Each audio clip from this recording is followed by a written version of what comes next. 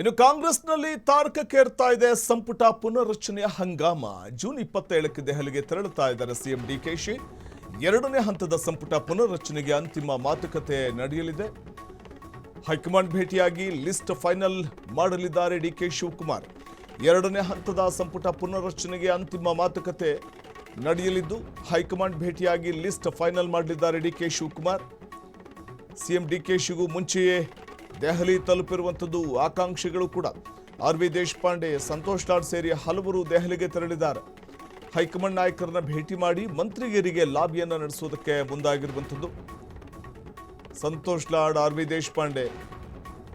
ದೇಶಪಾಂಡೆ ಅವರಂತೂ most senior leader. ಅವರಿಗೆ ಸಚಿವ ಸ್ಥಾನವನ್ನು ನೀಡಬೇಕು ಅನ್ನುವಂಥ ಒತ್ತಾಯ ಇದೆ.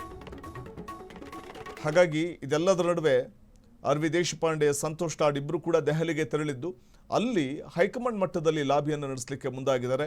ಎರಡನೇ ಹಂತದ ಸಂಪುಟ ವಿಸ್ತರಣೆ ಸದ್ಯದಲ್ಲೇ ಶುರುವಾಗುತ್ತೆ ಅಂತಂದರೆ ಯಾವಾಗ? ಅದು ಜೂನ್ ತಿಂಗಳಲ್ಲಂತೂ ಆಗಲ್ಲ. ಜುಲೈ ಮೊದಲ ವಾರದಲ್ಲಿ ಹೈಕಮಾಂಡ್ನಿಂದ ಗ್ರೀನ್ ಸಿಗ್ನಲ್ ಸಿಗಬಹುದು.